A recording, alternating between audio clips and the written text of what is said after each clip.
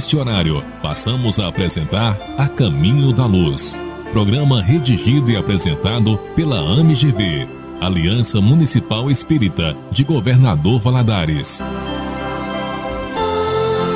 Sonhos não morrem, apenas adormecem na alma da gente.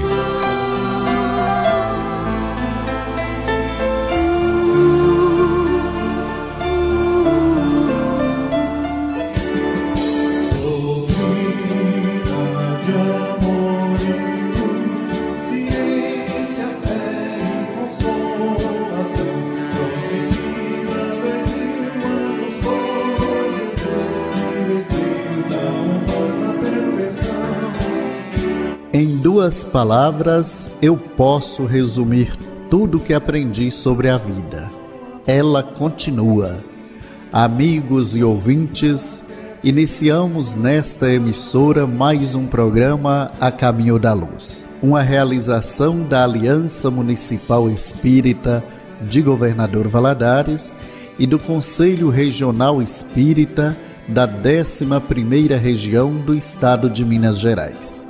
Estaremos divulgando o Evangelho de Jesus à luz dos ensinamentos espíritas. Eu sou Geraldo Rocha e estão comigo neste programa Marta Aguilar, Cornélio Chambela, Luciane Cabral e Adalcir Nunes. Iniciando o programa de hoje, façamos a nossa prece inicial.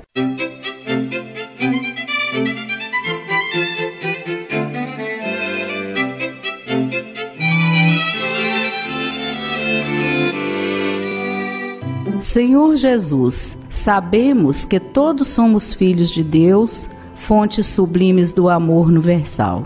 Todos os homens são irmãos, herdeiros por direito divino da semente de luz em seu espírito. A semente sempre germina, encontrando solo fértil. Cabe-nos trabalhar na lavoura da consciência por intermédio da autoanálise, a fim de que, cultivando a semente divina, virtudes da alma, germine em nós a iluminação interior. O amor é a força espiritual de progresso moral. Por força do amor, o espírito segue sua evolução análoga do universo. O amor permite, entre as criaturas, a síntese dinâmica de todas as virtudes, elevando o indivíduo ao mais alto grau do ser. O amor é fonte de progresso porque transforma para melhor. É unificador porque une as criaturas como irmãos. O homem enriquece com o amor porque, enquanto doa para o outro, está doando para si mesmo. Os que desenvolveram em seu interior a semente do amor operam trocas fraternas por meio de uma doação recíproca e generosa. O amor é a consciência que se aclara, é a dúvida que se desfaz, são os sentidos apaziguados, é a luz divina brilhar em nós. O maior objetivo do amor é libertar as criaturas. Deus é sempre amor.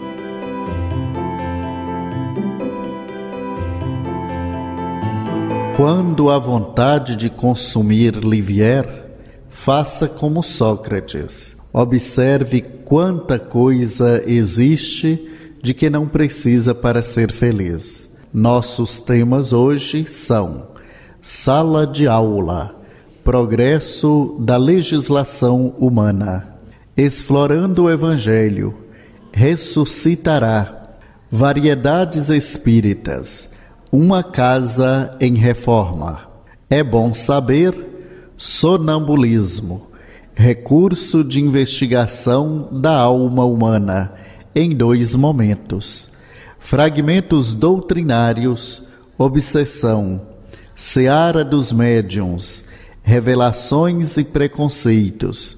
Fiquem conosco. A Caminho da Luz, o seu programa espírita no rádio. Sala de Aula, estudando a doutrina espírita.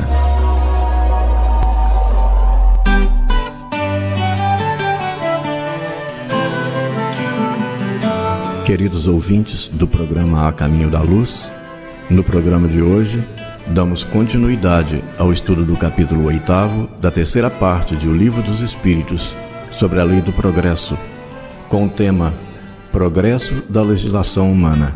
Poderia a sociedade reger-se unicamente pelas leis naturais, sem o concurso das leis humanas? Poderia, se todos as compreendessem bem. Se os homens as quisessem praticar, elas bastariam. A sociedade, porém, tem suas exigências. São-lhes necessárias leis especiais. Na obra Filosofia Espírita, o espírito Miramês faz o seguinte comentário: o espírito primitivo não tem condições de assimilar as leis naturais, nem de compreendê-las na sua profundidade. Quando os agrupamentos das pessoas são muito atrasados, são movidos quase que totalmente pelos instintos. Com o passar do tempo, o progresso os prepara para criar uma legislação de acordo com seu conhecimento, passando essas almas a entender o que somente o progresso pode levá-las para melhores dias. Através dos séculos, vão reformulando as suas leis e chegando cada vez mais perto das leis naturais. As exigências da sociedade nas tribulações correspondentes ao seu tamanho evolutivo exigem leis especiais transitórias. Os vícios, a força negativa que os comandam, gritam por modalidades nas leis humanas que correspondem a seus interesses. Essa é a característica da civilização dos espíritos internado na carne, ainda por um pouco de tempo. O mundo espiritual conhece e deixa que os seres humanos os façam, sofrendo as consequências do que fazem para aprender, descobrindo as leis naturais que Deus institui e que são eternas. Qual a causa da instabilidade das leis humanas? Nas épocas de barbaria, são os mais fortes que fazem as leis e eles as fizeram para si. À proporção que os homens foram compreendendo melhor a justiça, indispensável se tornou a modificação delas. Quanto mais se aproximam da vera justiça, tanto menos instáveis são as leis humanas, isto é, tanto mais estáveis se vão tornando conforme vão sendo feitas para todos e se identificam com a lei natural. Continuamos com o espírito Miramês, que comenta: quanto mais próximo está o homem do princípio da formação da sociedade em que vive, menos tempo duram as suas leis, que são feitas pelos mais fortes, visando unicamente os seus interesses pessoais. Quanto mais cresce a humanidade espiritualmente, mais as suas leis visam a coletividade. Quando o homem abandonar o desejo pelo supérfluo, quando tiver a felicidade de saber renunciar em favor da coletividade, e quando o Estado compreender que o povo merece ser tratado com justiça e igualdade, não irá faltar nada a ninguém. Haverá, como disse a Bíblia, novos céus e nova terra, onde haverá abundância de mel e pão para todas as criaturas. As leis humanas são variáveis e progressivas na infância da humanidade, para depois se estabilizarem com a purificação ou despertamento das qualidades que ainda dormem no centro da alma. Deus espera, porque sabe que todos irão participar do reino da felicidade, quando cada um ficará onde couber a sua evolução espiritual. Allan Kardec comenta: a civilização criou necessidades novas para o homem, necessidades relativas à posição social que ele ocupe. Tem-se então que regular, por meio de leis humanas, os direitos e deveres desta posição. Mas, influenciado pelas suas paixões, ele não raro ha criado direitos e deveres imaginários, que a lei natural condena e que os povos riscam de seus códigos à medida que progridem. A lei natural é imutável e a mesma para todos. A lei humana é variável e progressiva. Na infância das sociedades, Só esta pode consagrar o direito do mais forte.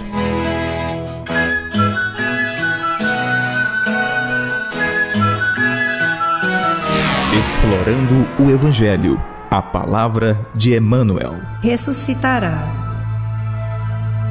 Há muitos séculos, as escolas religiosas do cristianismo revestiram o fenômeno da morte de paisagens deprimentes. Padres que assumem atitudes hieráticas, ministros que comentam as flagelações do inferno, catafalcos negros e panos de luto. Que poderia criar tudo isso senão o pavor instintivo e o constrangimento obrigatório?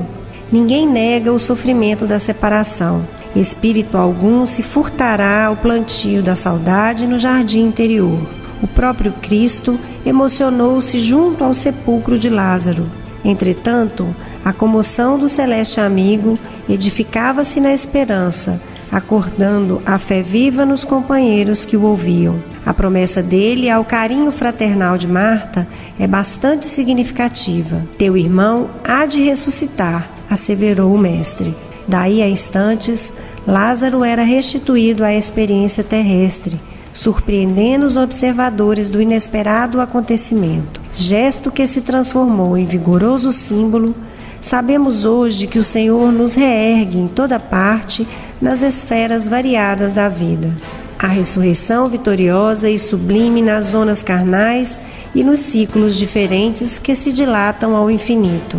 O espírito mais ensombrado, no sepulcro do mal, e o coração mais duro são arrancados das trevas psíquicas para a luz da vida eterna. O Senhor não se responsabilizou tão somente por Lázaro.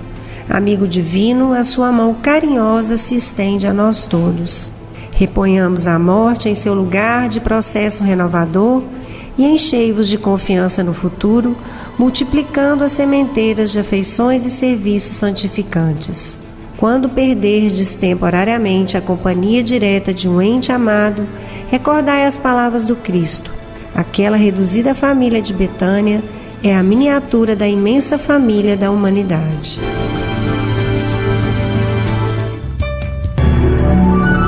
Agenda Espírita. Os fatos e acontecimentos que são notícia.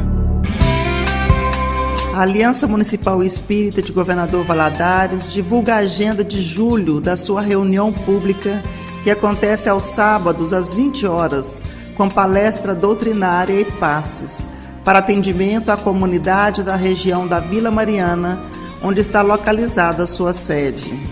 Programação de julho. Dia 25, Grupo Espírita Recanto de Paz. Venha participar conosco. Rua São Domingos, 148, Vila Mariana. Você está ouvindo o programa A Caminho da Luz. Entre em contato conosco, tire suas dúvidas, dê sua opinião sobre a nossa programação. Envie a sua pergunta, elogios, críticas ou sugestões em nosso e-mail acaminhodaluzgv@gmail.com. Ouça também todos os nossos programas no Facebook, facebook.com/acaminhodaluzgv. A Caminho da Luz, a doutrina santa no seu rádio. Variedades espíritas, atualidades, novidades e curiosidades. Uma casa em reforma.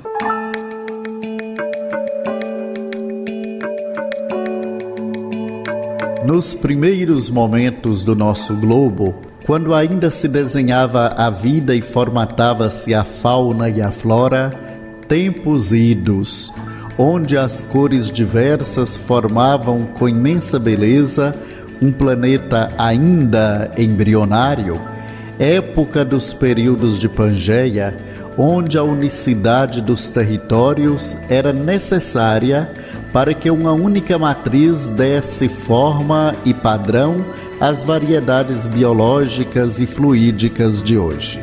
Tenebrosos e longos efeitos geológicos marcaram a separação dos continentes, gerando a constituição atual. Período de equilíbrio se deu até chegarmos às atuais necessidades. Uma nova época marca as transformações testemunhadas no orbe. Tornados, terremotos de grande escala e tsunamis reajustam o eixo do planeta azul, revelando um novo momento, visando o equilíbrio de uma nova era. Esta Terra em mudança geológica abriga o espírito que, da mesma forma, em sua maioria, participou das transformações físicas, angariando as colaborações morais da alma. Após a presença dos capelinos, alguns ainda dentre nós, contribuindo no desenvolvimento social e científico até o final da jornada terrestre do Cristo, recebemos a semente para o desenvolvimento das aptidões tecnológicas e da alma. Apesar das crises constantes das guerras, presença infeliz do homem infeliz, o qual, não conseguindo transferir a paz para si e com o poder nas mãos, erige a guerra para o próximo. Mesmo contabilizando os momentos mais arrefecidos da história, nos deparamos com a jornada humana atual, onde o homem só sobra em si, na família e na sociedade. Corroborando com os fenômenos naturais, vislumbramos as tragédias humanas diárias, nos inquirindo: qual o limite para tal calamidade? Acompanhamos o deslumbre da aceitação da vaidade e do ego, provocando em breve tempo os tormentos da depressão. Nos surpreendemos com a horda de espíritos nas fugas para os vícios, entranhados nas sensações, colimando nos tsunamis do desespero e da dor. Lamentamos por tantos que desprezam a vida em todas as suas manifestações. Estes experimentam ou irão facear o terremoto do arrependimento agudo.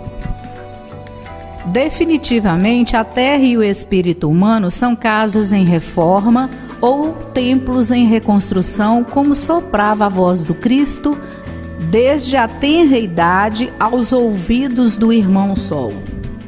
Uma casa em reforma é um ambiente de profundo desconforto, onde cômodos, um a um, necessitam ser renovados ao toque do formão e do martelo, até que a nova forma seja adquirida, literalmente reformada e melhor. Contudo, nas encruzilhadas da reforma, iremos nos deparar com o irmão em revoltas extremas. Vivenciarão a violência mais obtusa e sorvem ainda o veneno do ódio e consequente infelicidade, fazendo os autores de crimes bárbaros ou obsessões pungentes, tendo como veículo as próprias escolhas. Presenciamos o exército de viciados em todos os matizes. Irmãos traumatizados do pretérito, os quais decidiram exercer as atuais formas desequilibradas, conduzindo-o ao comportamento culposo que produz, devido à fraqueza moral e disciplina pouco desenvolvida, os espetáculos de fuga, onde todo erro e desforço é válido para que a dor profunda amenize. Ledo engano. Neste circo, vemos os que se atiram às drogas, ao sexo, ao álcool e outros vícios em manifestação de pura alienação ao prazer, como as testemunhadas nas comemorações carnavalescas. São as fugas alienantes, buscando o esquecimento da desdita interior pela promoção das sensações. São desequilibrados do espírito, desvalidos por si mesmos através dos tempos. São irmãos experimentados no desespero. Diante desses, ofereçamos o rastro do amor e paz que quase nunca experimentaram. Deixemo-lhes a palavra do Nazareno, que jamais perdia a oportunidade de servir e amar. Vinde a vós que estáis fatigados e sobrecarregados, e eu vos aliviarei. Vem, tomai de mim o meu jugo que é suave, Recebei o meu fardo, que é leve, e vereis que sou manso e humilde de coração. Paz a todos.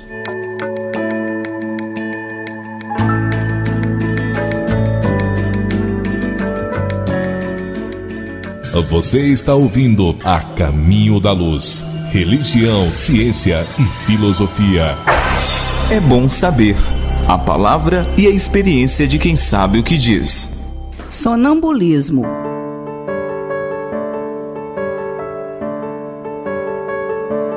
Recurso de investigação da alma humana.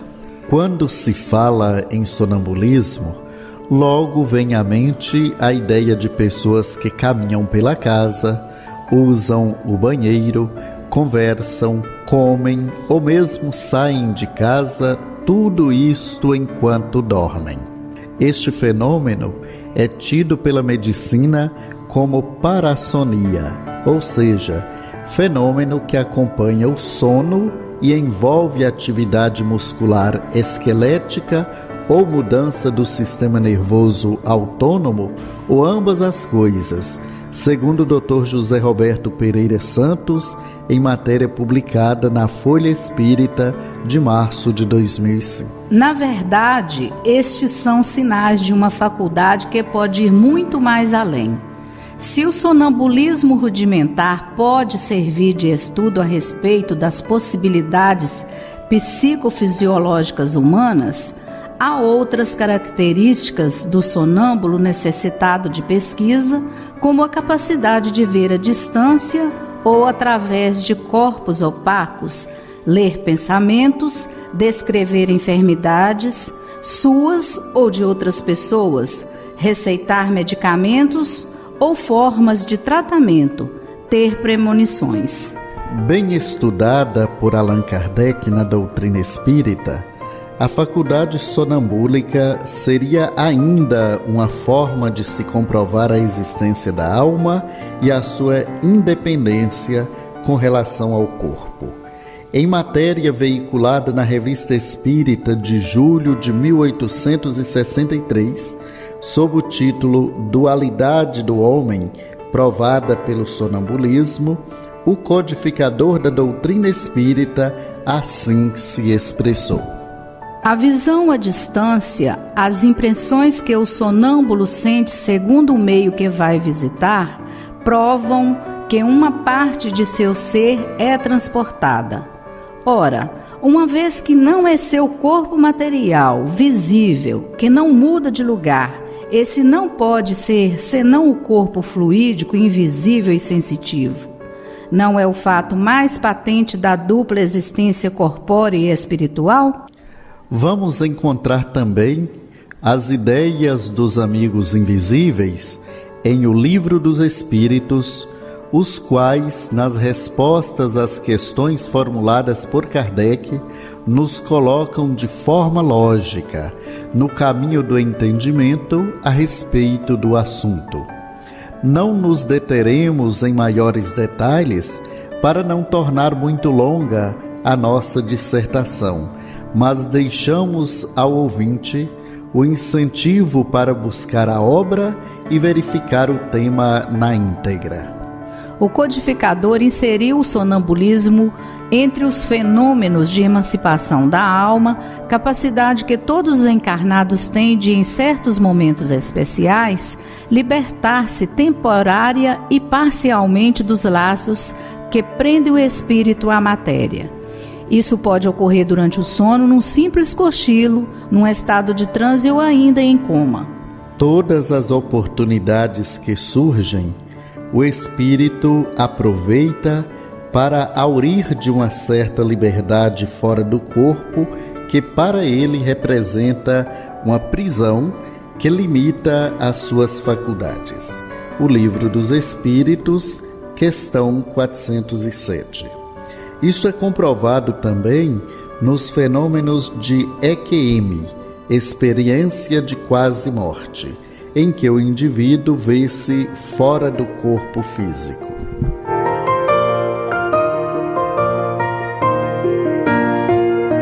Você está ouvindo A Caminho da Luz. Religião, ciência e filosofia. É bom saber a palavra e a experiência de quem sabe o que diz.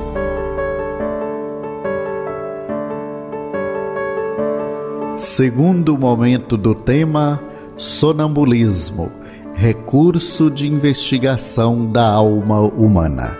No sonambulismo natural ou provocado por efeito de emissão magnética, energias vitais humanas, o espírito consegue desvincular-se do organismo material e deslocar-se para outros lugares, penetrar os pensamentos alheios de encarnados e desencarnados e ainda expressar conhecimentos que podem estar muito além da sua capacidade intelectual na presente existência.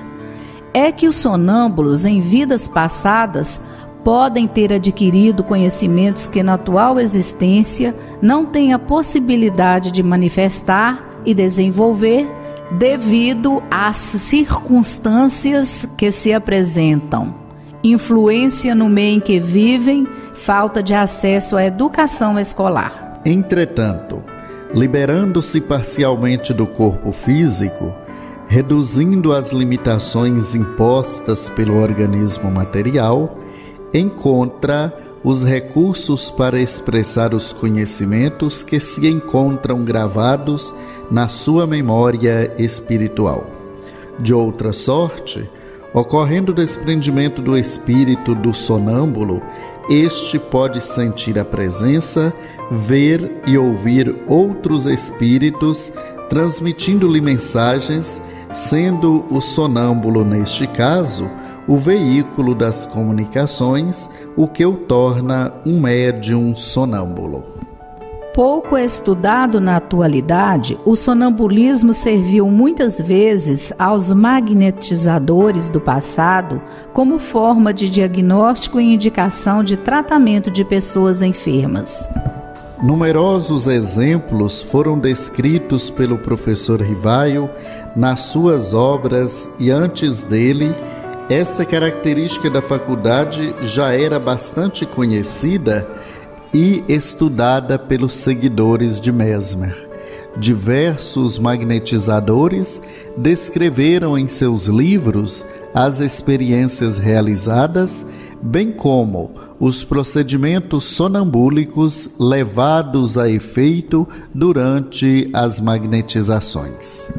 Em Magnetismo Curativo, Afonso Boé relata num caso de cura, onde a paciente de nome Blanchet H., 24 anos, era sonâmbula e, como tal, participou ativamente de todo o tratamento magnético. Não somente a minha sonâmbula tinha seguido passo a passo a marcha da sua moléstia, determinar-lhe a origem e natureza, ver o estado dos órgãos e predizer a época das suas crises, como ainda, embora não tivesse conhecimento algum da medicina homeopática, havia indicado os remédios que convinham ao seu estado e deviam favorecer a sua cura. Na mesma obra, o autor apresenta o tratamento de Luísa, que por 12 anos sofria de atrofia muscular progressiva. Diz Boé, Luísa, em sono magnético, seguia diariamente este trabalho de reorganização da natureza com interesse crescente. Como via perfeitamente o interior do corpo, tinha prazer em pôr-me ao corrente das flutuações que o tratamento imprimia ao seu lado. O que lhe chamava principalmente a atenção era o aspecto dos seus músculos.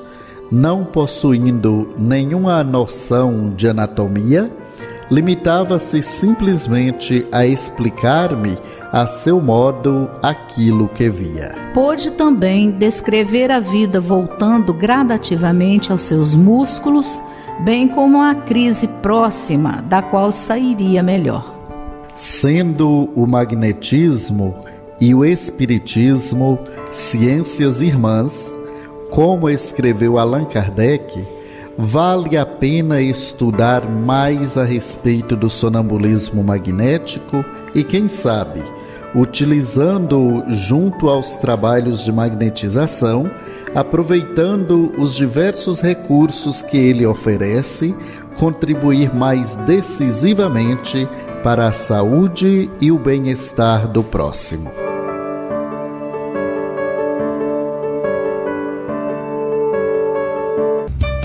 Você está ouvindo o programa A Caminho da Luz. Entre em contato conosco, tire suas dúvidas, dê sua opinião sobre a nossa programação. Envie a sua pergunta, elogios, críticas ou sugestões em nosso e-mail acaminhodaluzgv@gmail.com. Ouça também todos os nossos programas no Facebook, facebook.com/A Caminho da Luz GV. A Caminho da Luz. Fragmentos doutrinários, assuntos variados e resumidos na visão espírita. Muitas vezes as pessoas não sentem em si mesmas os sintomas da obsessão, mas elas estão com a vida toda conturbada. Parece que tudo aquilo que elas fazem não dá certo. Acabam com problemas no trabalho, problemas na rua, discussões múltiplas. Isso pode ser um sintoma de obsessão? Pode.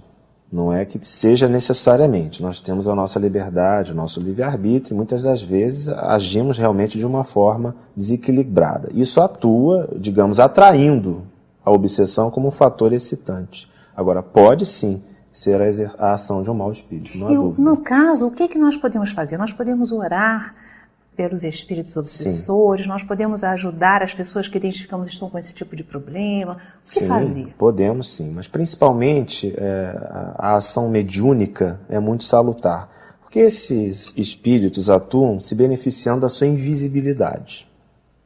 Com a mediunidade, eles são obrigados a se apresentar.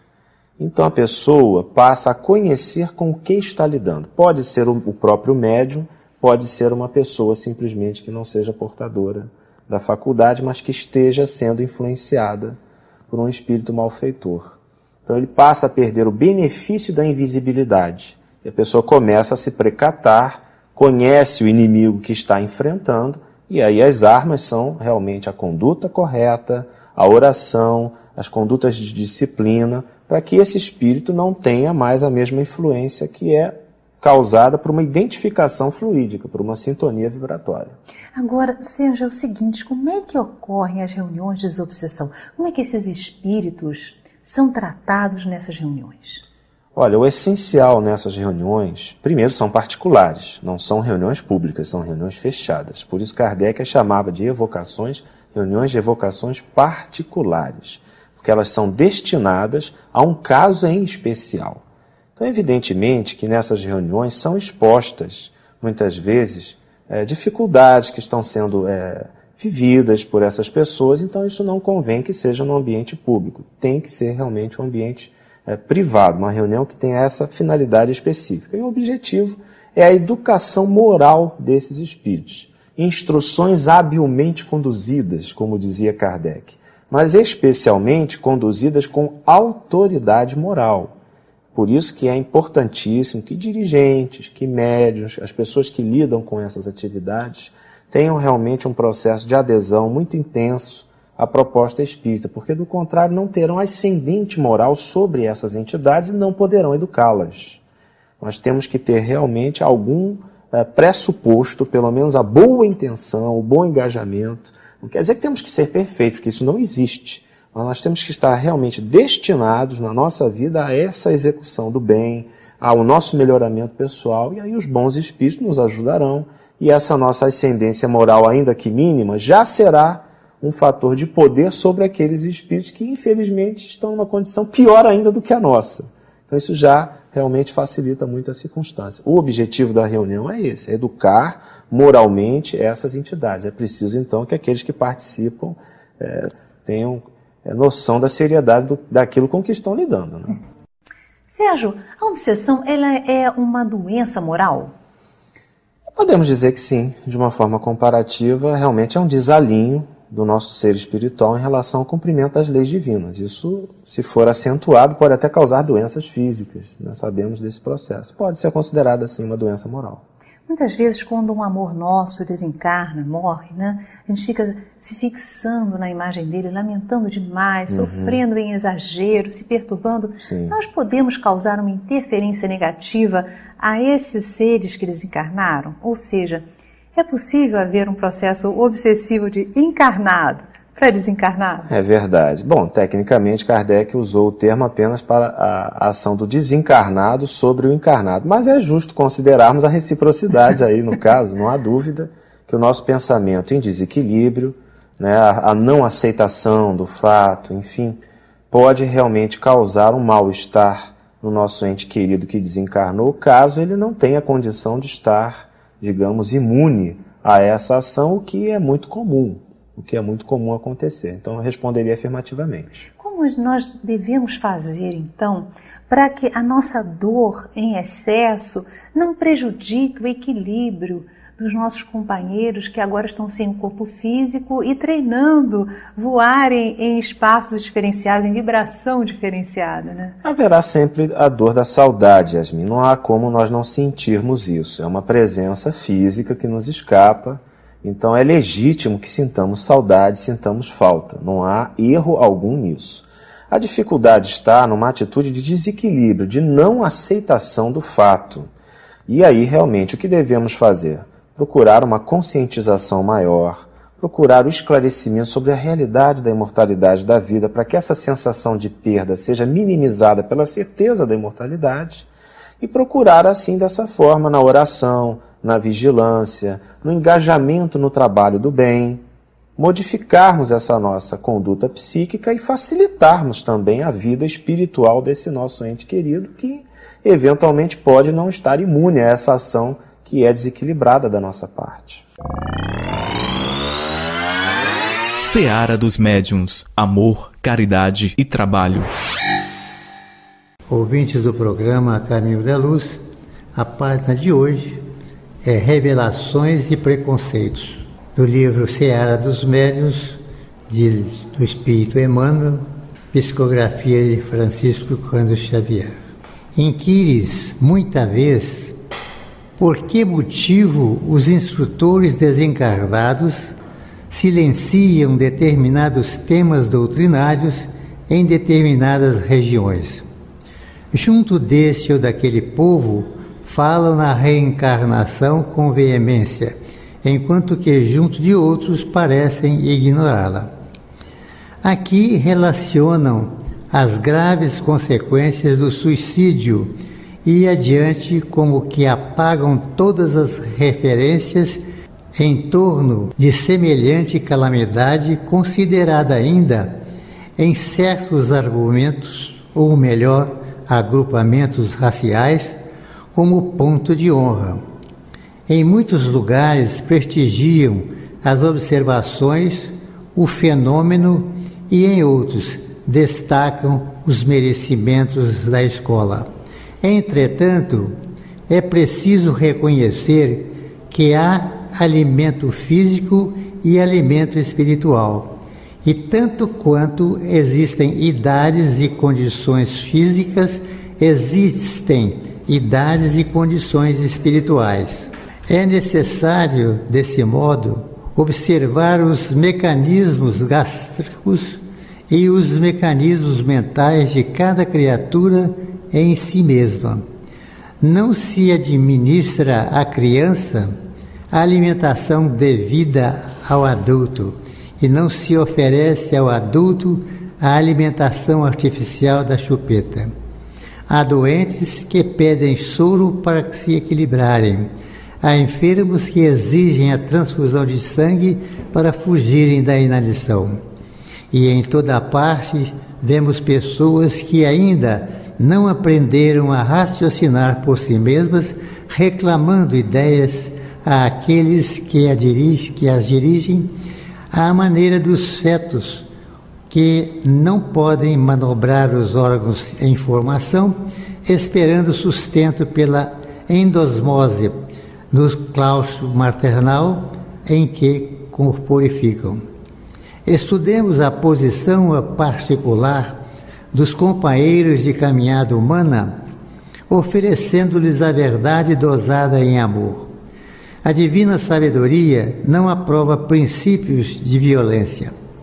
Os próprios pais da terra esperam compassivos pelo crescimento dos filhos, a fim de entregá-los às bênçãos da natureza, cada qual a seu tempo. Contudo, porque a vida nos traz todos os claros dever da tolerância fraterna, ensinando-nos a respeitar os preconceitos dos outros, não temos a obrigação de adorar ou louvar, propagar ou seguir preconceito algum. Realmente, o preconceito é um vício muito mau para nós. Que Jesus nos abençoe, nos ilumine e guarde agora e sempre.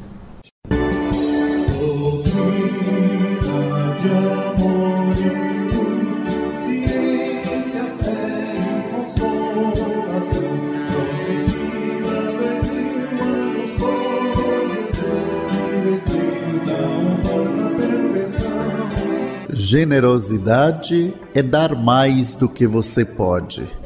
Orgulho é pegar menos do que você precisa.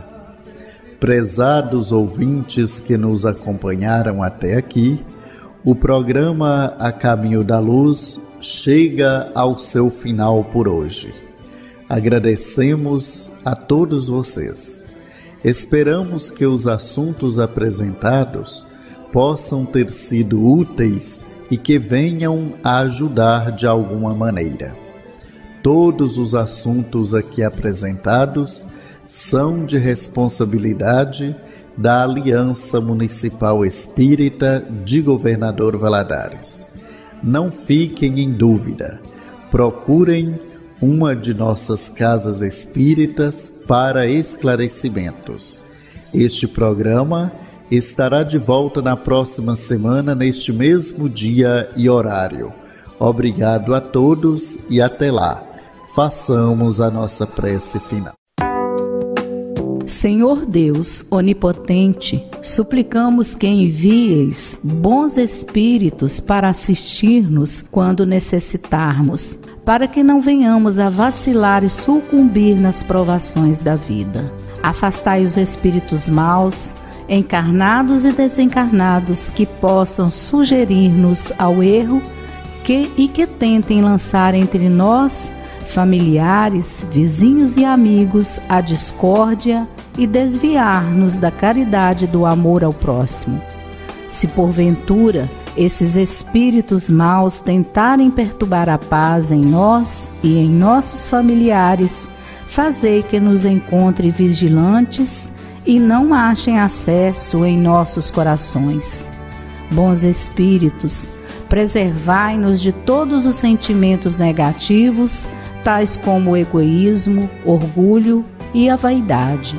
Inspirai-nos a indulgência e benevolência para com os nossos semelhantes. Anjos do Senhor, pedimos que sigam conosco durante toda a jornada terrena. Concede-nos muita proteção. Jesus, abençoai-nos desde agora para sempre. Assim seja. Você nem sempre terá o que deseja, mas enquanto estiver ajudando os outros, encontrará os recursos de que precisa.